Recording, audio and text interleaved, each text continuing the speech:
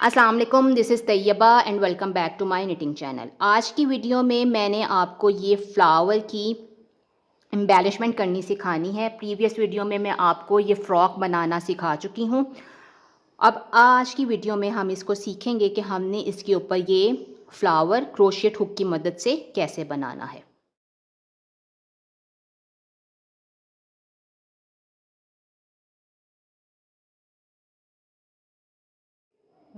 Water erasable pen इसको कहते हैं। तो ये मतलब आप जब इसको पानी में डालेंगे कपड़े को तो ये मार्कर इसके ऊपर से इरेज हो जाएगा।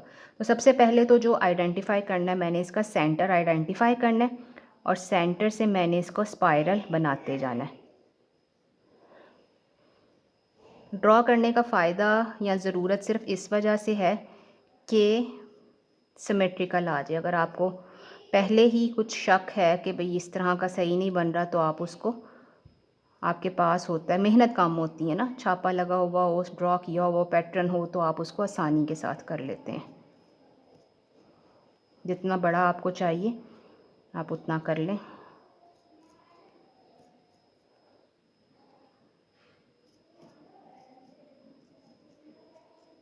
एक जैसी स्पेस के साथ, फासले के साथ, एक जैसी डिस्टेंस के साथ ये हो जाएगा।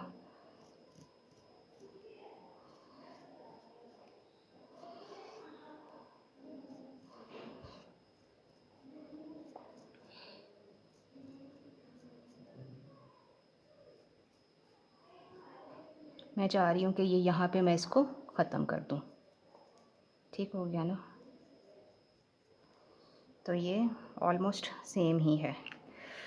पेटल्स बनाएंगे और कोशिश करेंगे कि ये बिल्कुल ही सेंटर में आए। चेन बनानी है मैंने क्रोशिएट की, इसके साथ साथ जैसे मर्ज़ी आप शुरू कर लें, बाहर से अंदर की तरफ चले जाएं, अंदर से बाहर की तरफ कर चले जाएं, टोटली डिपेंड्स अपॉन यू।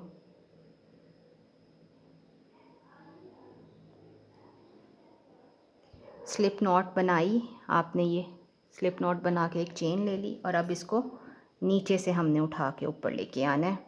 ये देखें, क्रोशिएट हुक मैंने थोड़ी बड़ी ली है ताकि हमारे पास चेन बड़ी आए। ये 3 mm की मैंने ली है, लिखा नहीं हुआ इसके ऊपर लेकिन ये 3 mm की है। ये यहाँ से नीचे लेके गए और ये हमने स्लिप नॉट वाली जो चेन है इसको ऊपर लेके आना है। अब आप इसका टेंशन या चेन का साइज़ एडजस्ट कर लें पहले।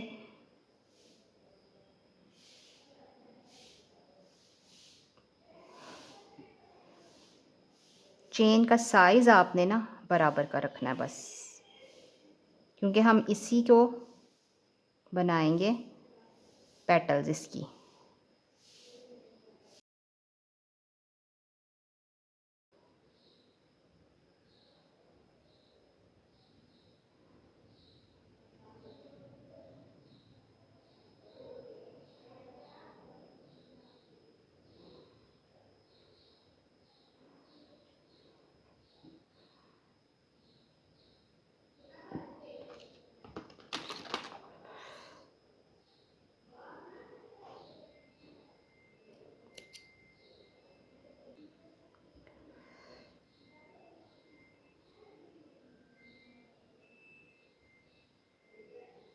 ये हमारे पास एक तरह की बेस बन गई है फ्लावर की। अब हमने इन चेन्स के अंदर ना सिंगल क्रोशिएट करना है या डबल क्रोशिएट करना है। जितनी आपको रफल्ड पेटल चाहिए, जितनी चुनट वाली आपको पेटल चाहिए, आप उतने ज़्यादा इसके अंदर डबल चेन करें, वो डबल क्रोशिएट करेंगे या सिंगल क्रोशिएट करेंगे। तो हो गया। फिर ये ऐसे एक,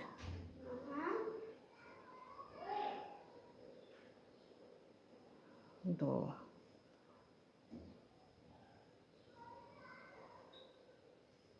एक, दो, ठीक है। ये देखिए,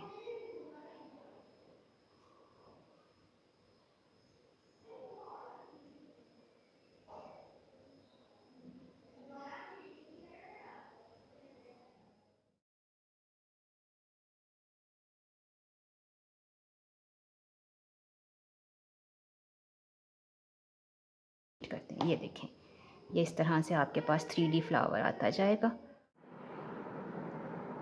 یہ میں نے ہر چین میں ڈبل کروشیٹ، کچھ میں ڈبل کیا ہے، کچھ میں ٹرپل کیا ہے. تو یہ میرا فلاور کمپلیٹ ہو گیا ہے. اب اس کو اینڈ کیسے کرنا ہے کہ آپ نے اس کو چین نکال کے نا اس طرح سے تو ایسے کاٹ لیا. اب یہ جیسے ہم کروشیے کی پکا کرتے ہیں، اس کو ایسے چین ایک ایکسٹرا بنائی اور اس کو ایسے ٹھیک. اب یہ آپ نے رفل جہاں پہ ختم کرنی ہے وہاں سے آپ اس کو نیچے لے جائیں.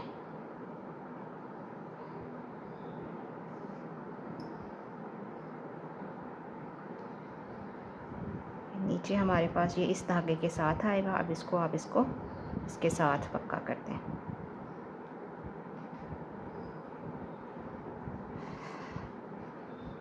تو یہ ہمارے پاس اس کی لک آ گئی ہے. اب آپ چاہیں اگر تو اس کے اندر کوئی گولڈن سے موتی ایڈ کر لیں.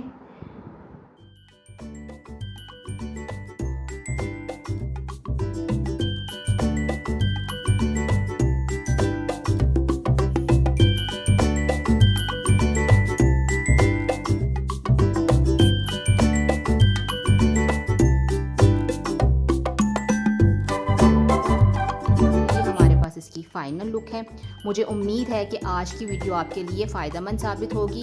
نیکسٹ ویڈیو تک اللہ حافظ.